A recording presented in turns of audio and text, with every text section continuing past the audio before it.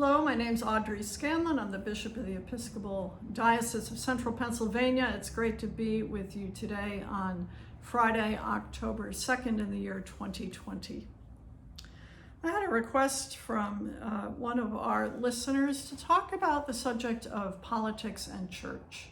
I know in this time, as we approach an election, in this time in which our country seems to be more divided than ever, over issues of social justice, of racial justice, around economics, around how our pandemic has been handled, that we are at a really difficult, fractious place.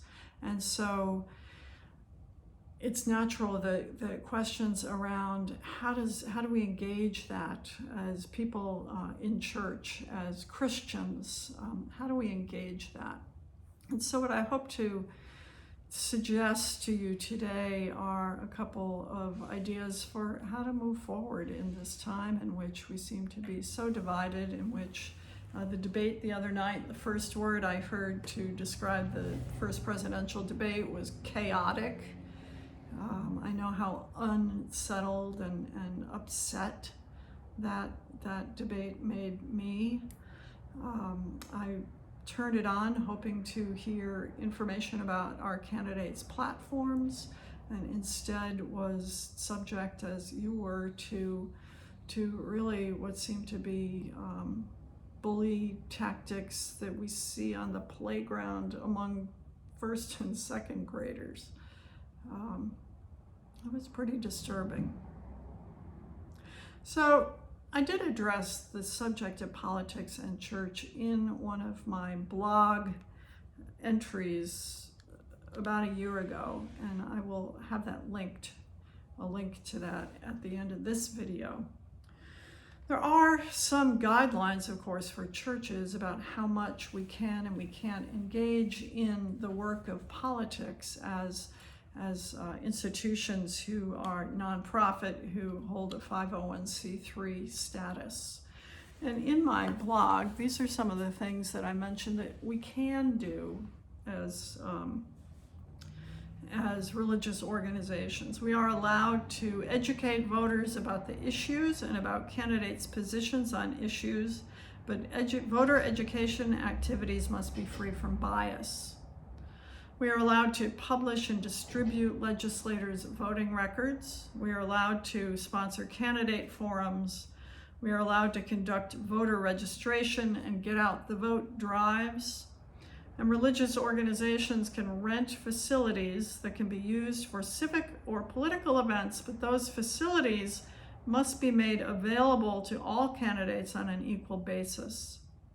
The religious organization renting out its facility cannot promote or advertise other services in connection with the political event. So if it is a religious organization, offline or online, violates political campaign intervention laws, and if we show political bias, we're subject to lose our 501c3 tax-exempt status. So that's the legislative word on how, where is that boundary for us. But I think that it goes deeper and it becomes more personal. Some of the folks who have talked to me say, I come to church to find peace, not to get all riled up. And yet Jesus himself was a person who stepped into the politics of his time.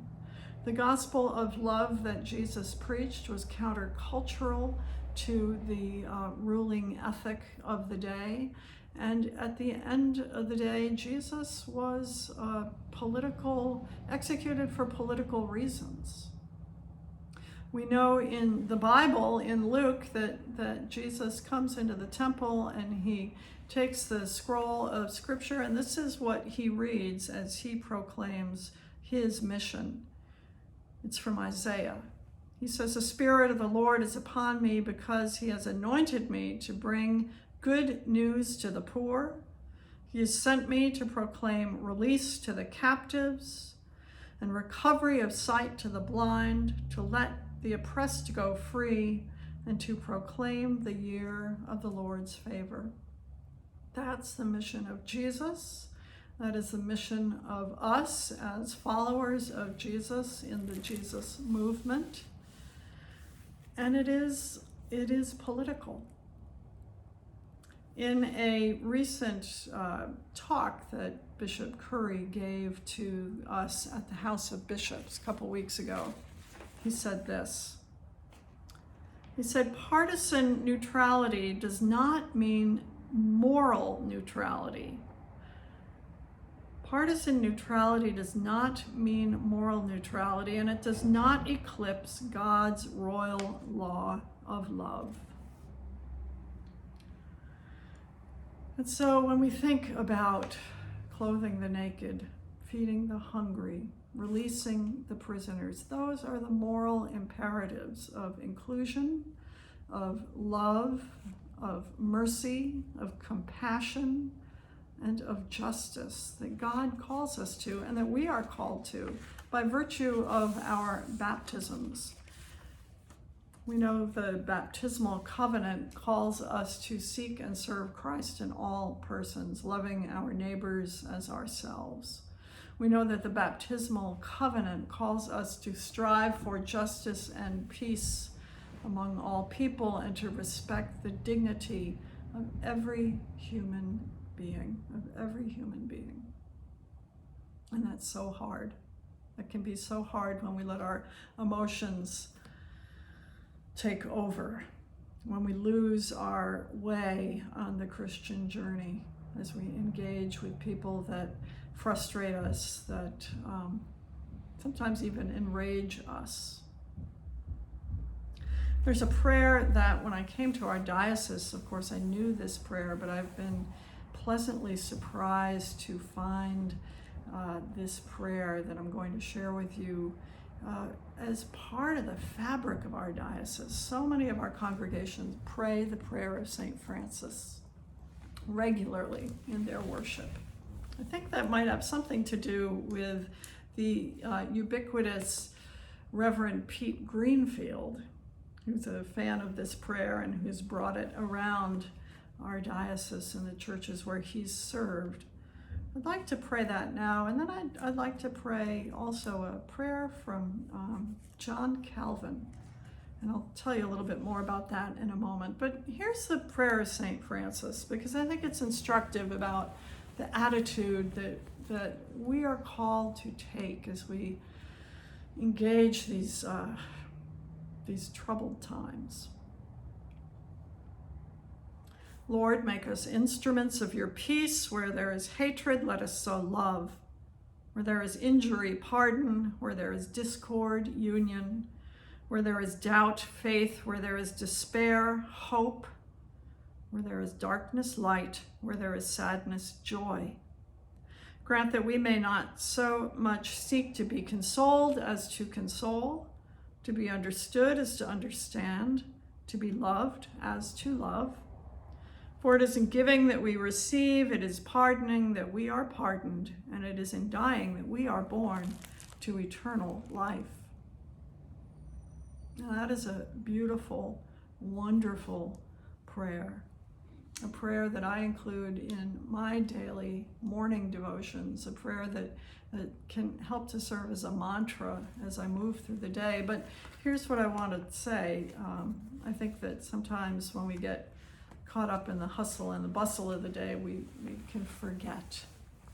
We can forget the call to be instruments of God's peace.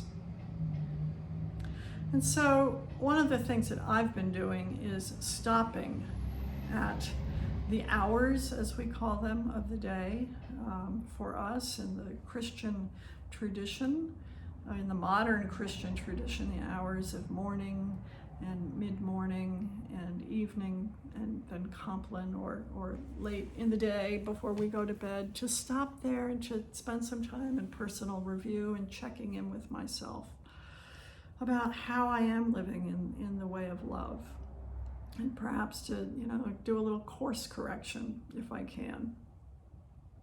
Another technique that I've used for lots of different things for praying is simply to set my watch alarm or my clock alarm, my phone alarm, to the hour.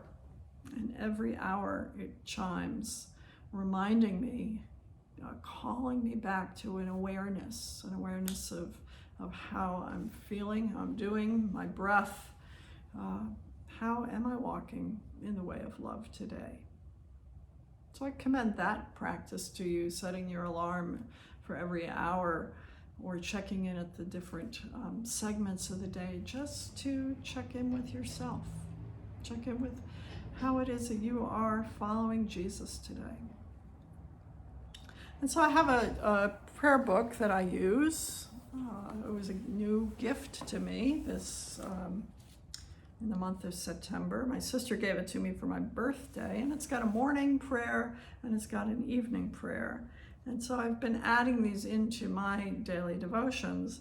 And the morning prayer for yesterday was by John Calvin, and it just reminded me of the importance of being aware of us as carriers of God's love through the course of the day.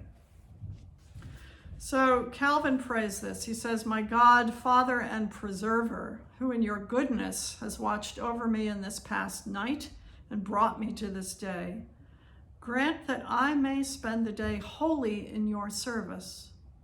Let me not think or say or do a single thing that is not in obedience to your will, but rather let all my actions be directed to your glory and the salvation of my brethren.